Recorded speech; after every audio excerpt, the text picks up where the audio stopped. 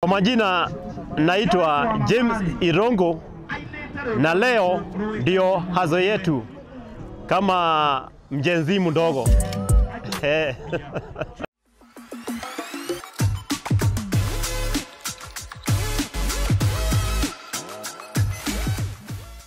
Naitwa James Irongo.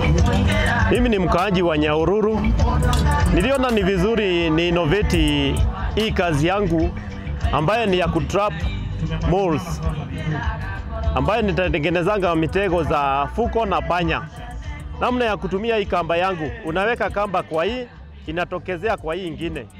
Kisha ukishamaliza unafinya tu hapo. Na ile kamba ushaweka hapa, unafungilia hapa. Naelekeza upande wa shimo penye shimo wanarusha mchanga hapo kwa mlango. Upande wa nyuma wanaguzisha matawi na kufunika. Sasa fuko akikata ile kamba tushaweka pale katikati, hii inamuinua mara moja na kunyonga yeye. Na huko upande wa trap ingine ambaye ni hii ya panya. Hii na ya panya naye niliona inasumburiwa na panya. Nikaona si vizuri niishi na panya na niishi na mtego. Nikatengeneza hii mtego namna vile inafanya kazi. Nikifanya hivyo mlango inafunguka. So nikiwa na kanyama, niseme hii mfano ni kanyama, unaelekeza pale ndani na unadunga nyama hapo ndani. Trap itakaa kama imefungua mlango hivyo. Panya akiingia pale ndani, atalamba ile chakula tuchaweka. Hapo na hapo mlango inajifunga. Anabaki ndani. Natumbukiza kwa maji, panya anakufa. Niende upande wa ingine ambaye nilikaa sana nikaota nikitengeneze mtego ingine ambaye inaitwa guotaneta. Vile naye inafanyanga kazi naye ni hii. Hii ni mkono naye ni mkono. Inakubata.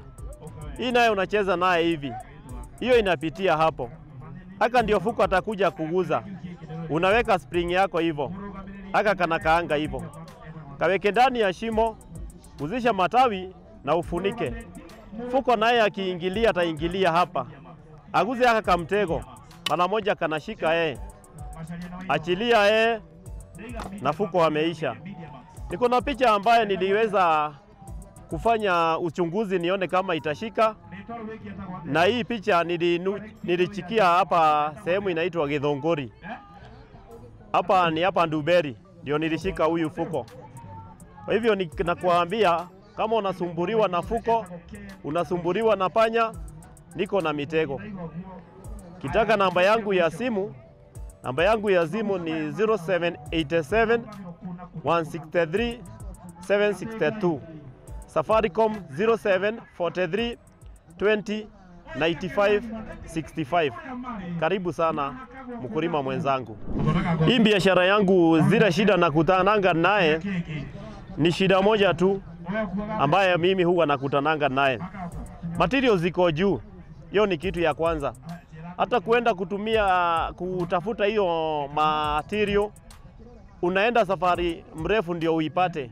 Kitu ya kwanza naomba kama inawezekana, koti ikipunguziwa kidogo, tunaweza tu saidika juu sasa hii hazo yetu ni kungangana mpaka tufike hapo.